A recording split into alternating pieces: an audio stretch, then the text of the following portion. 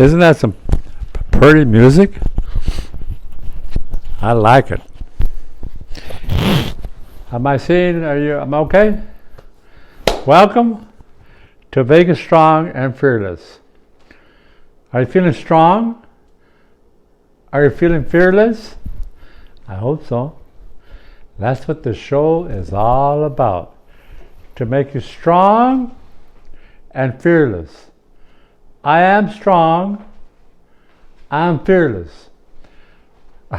Nothing will stop me as I move forward. Keep in mind, you're on a journey. And this journey will continue. My journey began when I was born. Your journey began when you were born. And this journey is still continuing. Today we're talking about the holistic concept in this show. And the area we're going to be talking about is the spirit. Last time we talked, was it on the body? And then we jumped to the mind. Now we're talking to the spirit. The spirit lives. The spirit continues. The spirit, as I mentioned in the past, is mere energy. And energy does not die. It just transforms. But before I begin, every week on my other show, by the way, if you haven't seen my other show, look at it. TheLivingKingdomChurch.com. TheLivingKingdomChurch.com. Look at that, and it's going to be dealing with the total spiritual aspect of the individual. Here we talk about the three areas: the spirit, the body, and the mind. But we're spirit creatures, and the quicker you accept that reality and that fact, the more you're going to get on with your journey and reach your destiny. Every time we begin this show, or my spiritual show, I mention that the Almighty, the living substance, God, the Father, the Son, the Holy Spirit, all three are one with me. With me. And that's why, with this power that I have and this power that you can have, there's no stopping you. You're going to move forward in this journey. You're going to reach your destiny strong and fearless. My last show we talked about, the spiritual one anyway, on the Living Kingdom Churches, we talked about the book of Joshua, and he mentioned, be strong and of good courage. And this is what we're talking about in this particular show, on the holistic individual, the spiritual aspect of the show. Being strong and of good courage. Be strong and fearless in the spiritual arena. Now, as I mentioned, a seed. Let's think about before you're born. There was a sperm, and there was a woman's egg, and they combined, and a seed occurred, and a life occurred, and a spirit occurred. And that spirit in that mama's womb for 9 months is preparation for when it's born. The spirit aspect of the individual. Life is spirit. Spirit is life. When a person passes away in the body, life continues in energy, in a different location, but it continues. And so while you're here on this earth, you might as well understand the spirit part of your nature. Let's think about an animal. Let's think about a horse. You know, the other day I was watching a movie. It was a cowboy movie. I love cowboy movies. And this particular horse was full of spirit. A stallion. And no one could break this horse. And this particular cowboy says, I can break the will of this horse. Because you don't want to break the spirit of this particular horse, but you want to break the will of this bronco, of this horse. So the cowboy saddled this particular stallion and rode it and broke it, the will, not the spirit. You never want to break the spirit of a horse. You'll never want to break the spirit of a child. I was thinking also, as a child is born, and you watch a child, it has a lot of spirit. Arm movement, feet movements, life movement, just a lot of spirit. But for some reason, as that child develops, it loses its spirit. Why? I'm thinking of some cultures that allow the spirit of that child to develop, and they grow up and they continue to move in a spiritual fashion and a mental fashion, and the mind and the spirit and the body are balanced in certain cultures. In other cultures, in the Western culture, there might be a problem in blocking a child's spiritual development. Because as a child is developed, think about this. As an adult, as a parent, we tell Johnny, don't do that. We tell Rudy, don't do that. We tell Betty, oh no, you can't move beyond the limitations of what teachers are telling you to do. And they receive a lot of don't, rather than yes, you can. But a lot of times we break a child's spirit by saying, oh no, that's wrong. Don't do that. Because just like a horse, you don't want to break the spirit. You want to break maybe the direction of the will of how that horse is moving or chooses to move in a direction. A child, you want to watch their safety. You don't want to allow a child to move towards a stove and burn themselves. There is a time. No, don't do that.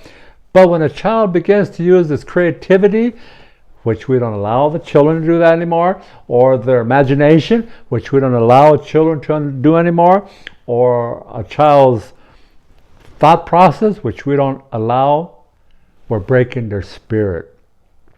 And that's why as you grow in life, you need to balance that spiritual part that you were born with, that creativity, that imagination, that thought process, allow it to balance itself with the mind and move out and achieve many, many things. Now, what can break a spirit? Let's go back to the horse. A horse, a bronco, a lot of spirit, but here comes somebody that say, I'm going to break the spirit in this horse, and they begin to abuse the animal. I want to break the spirit of this child, and they begin to abuse this child. And all of a sudden, the spirit that the child had, the spirit that this horse had, is being abused in a wrong way. And of course, in due time, the horse or the child will learn, I better not do this, or they're going to abuse me. Child abuse, we call that. Animal abuse, we call this. Or maybe it's negative feedback that a parent might be given to a child. you are never going to amount to anything solid. You're dumb. You're stupid. You're ignorant. Oh, you're just like your father, or you're just like a mother.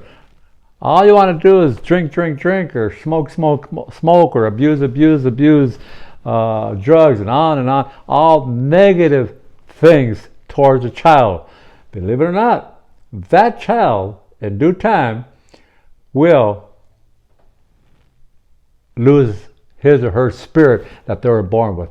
If you do this to an animal also, oh no, you can't allow this horse to run, because the horse wants to run. Sometimes I love old cars, okay, and I have a '89 classic Chevy. My mechanic friend works on it, and he said sometimes the other day he was telling me, Rudy, you got to run this car. This car wants to run. Get it on the freeway. 8 cylinders. Get it out there. Open up the motor, the cylinders. Allow the spirit of the car to come forward. It's the same thing with the child. It's the same thing with the horse. Sometimes the horse wants to run. And sometimes the child wants to move and do things and go out. And we say, no, you can't. Stop. I was at a park the other day and I seen these children running around and enjoying themselves. And here comes the parents. No, you can't. Come over here, Johnny. Sit down right here and do not move out of our presence. And don't do that. Safety is one thing. I understand you have to be safe and watch the child and make sure they're safe. But there's times where just let them go. Allow them to be creative. Allow them to use their imagination. Just like a horse. I want to run. Now, what could kill a spirit of a horse? A bad trainer. A trainer that does not understand that particular horse. I have a friend that loves to bet on horses. And he tells me there's 2 things that you want to really, before you bet, to explore. One is the trainer. And then, of course, the horse. But trainer is very, very important.